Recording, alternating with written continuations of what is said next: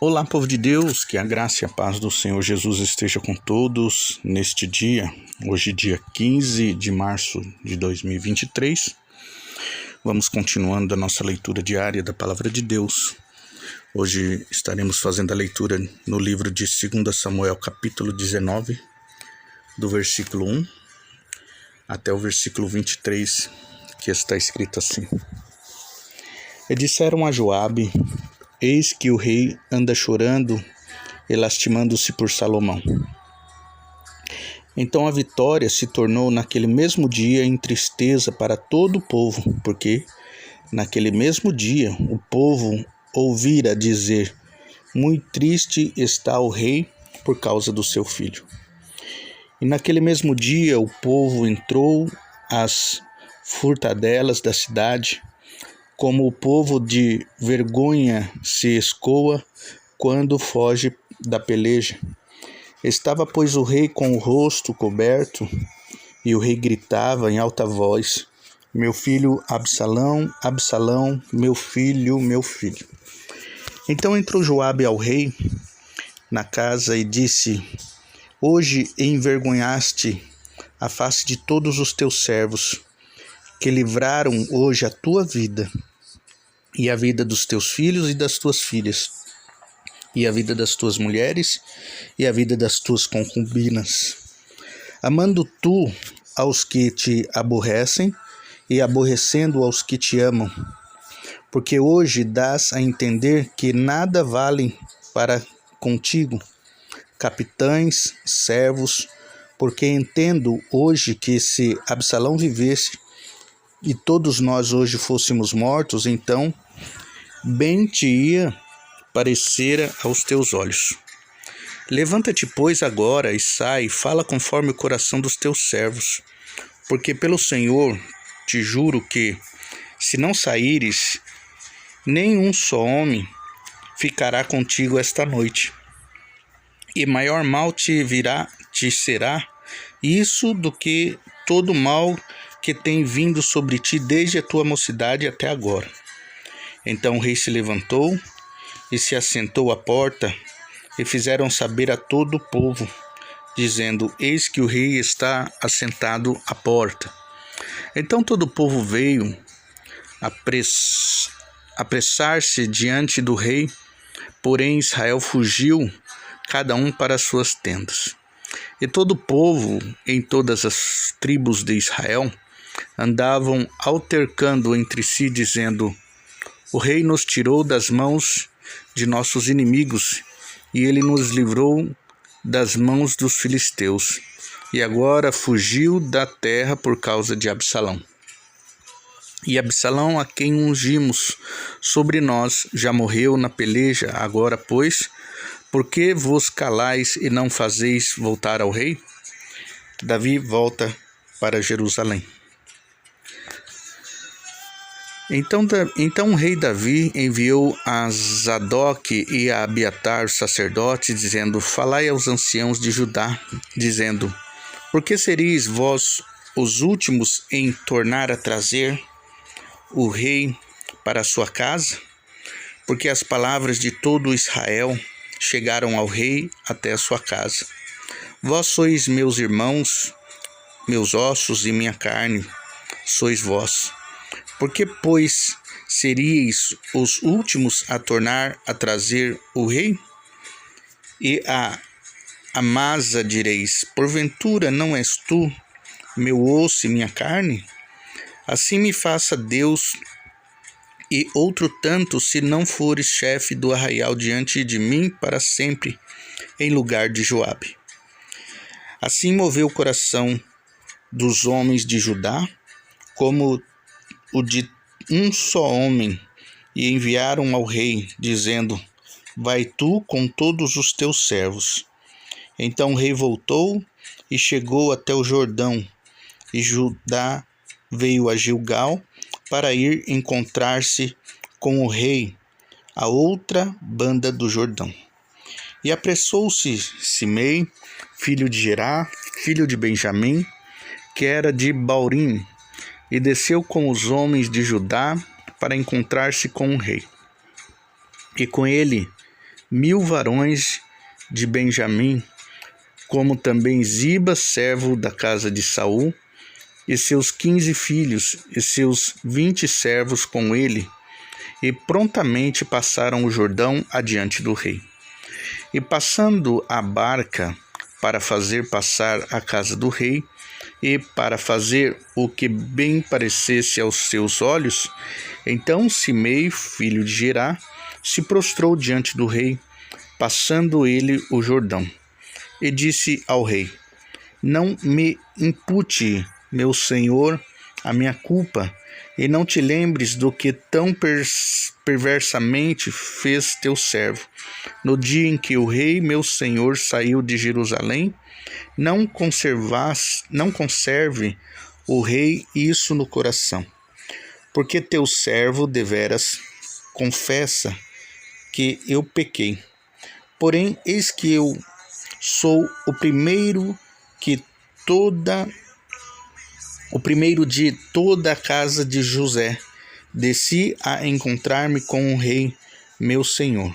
Então respondeu Abissai, filho de Zeruia, e disse: Não morreria, pois, Simei por causa disso? Por isso, havendo amaldiçoado ao ungido do Senhor? Porém, Davi disse: Que tenho eu convosco, filhos de Zeruia, para que hoje me sejas adversários? Morreria alguém hoje em Israel? Porque, porventura, não sei que hoje fui feito rei sobre Israel? E disse o rei a Simei: Não morrerás. E o rei lhe jurou. Amém? Louvado seja Deus.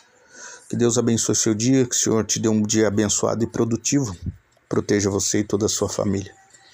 No texto do capítulo 19, nós vemos mais uma vez uma fase muito difícil na vida de Davi, porque aconteceu o que era inevitável.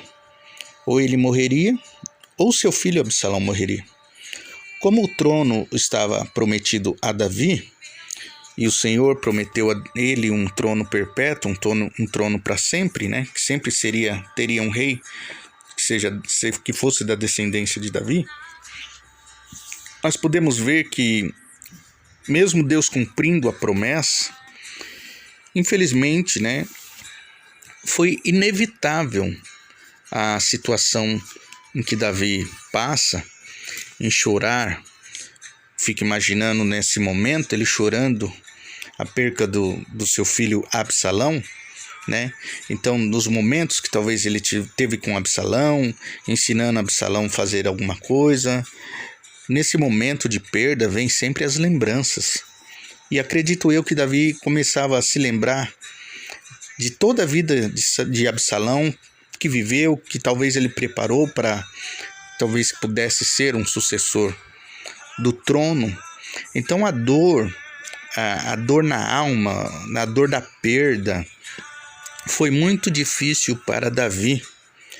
Mas também podemos ver que o seu ajudador, que o seu, companheiro Joabe tomou a frente e praticamente, olha a ousadia, de Joabe para falar com o rei Davi desta maneira. Fala: olha, você está chorando por Absalão, você está chorando por aquele que te fez mal, e aqueles que te livrou, e aqueles que lutou por você, e aqueles que, talvez os parentes estão aí, que outros soldados morreram por ti. Então, Joabe vai trazer para Davi, um despertar para que ele pudesse entender que ele precisava mudar a sua atitude, que ele precisava mudar a sua postura. Ele, como rei, como autoridade, ele poderia prantear, poderia chorar sim, mas chegou uma hora que ele teve que mudar. Por quê? Senão ele ia perder tudo. Ele ia ser abandonado, principalmente por aqueles que o ajudou. Nas fases difíceis, às vezes das nossas vidas, às vezes nos obriga a ter uma mudança, às vezes nos obriga a ser diferente, para que nós venhamos a conquistar e a viver coisas novas.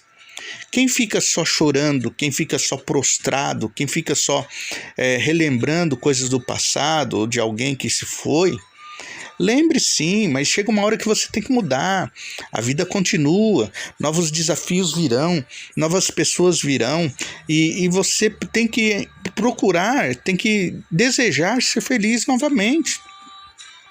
No ciclo da vida, uns vão mais cedo, outros não, mas o que nós temos que entender é que nós temos que sim chorar o nosso luto, viver o nosso luto, mas depois de um tempo a vida continua.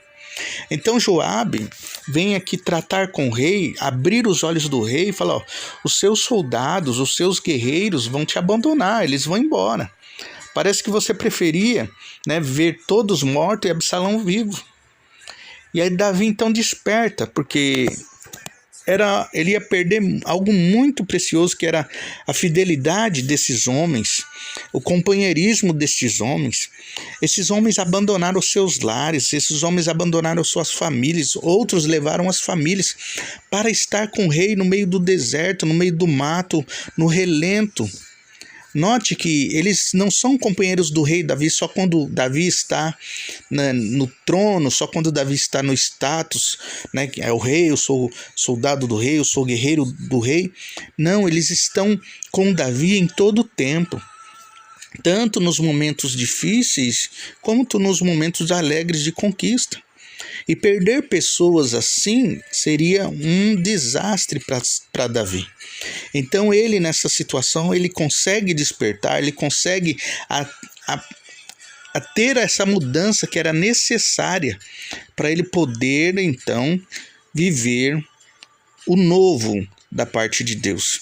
Deus mais uma vez coloca Davi no trono. Deus mais uma vez restitui Davi no trono. E Davi volta então para Jerusalém, para a capital.